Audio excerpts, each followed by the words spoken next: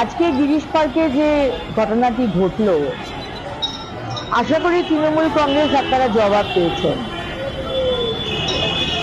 এখনকার বিজেপি কর্মীদের আপনারা মারবেন, আমাদের মোদিজির পোস্টার টানিয়ে লিখবেন গোবার, আমরা ছিঁড়ে দিলে ইট মারবেন, বাস থেকে নামিয়ে নামিয়ে কর্মীদেরকে ব্রিগেডে যেতে দেবেন না, ভয় খাওয়াবেন, এগুলো আর চলবে না।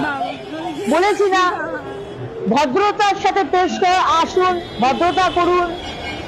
আমাদের প্রধানমন্ত্রী আমাদের ভদ্রতা শিখিয়েছে, আমরাও ভদ্রভাবে পেশ হবো। কিন্তু আমাদের কর্মীদের গায়ে হাত দেবেন, বাধা দেবেন, ব্রিগেডে যেতে দেবেন না, বাংলার মানুষকে ভয় খাওয়াবেন, হুমকি দেবেন। 15 বছর কাজ করেননি কেন?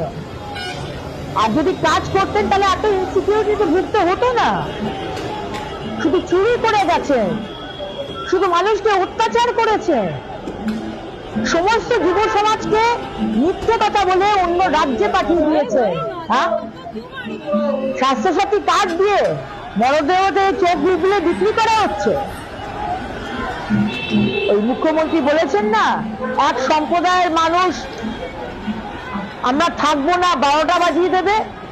তৃণমূল কংগ্রেস আপনাদের 12টা কি করে বাজাতে হয় বিজেপির পার্টি, বিজেপির কর্মীরা আর বাংলার মানুষ দেখিয়ে দেবে 2026-এর এপ্রিল মাসে। অপেক্ষা করুন।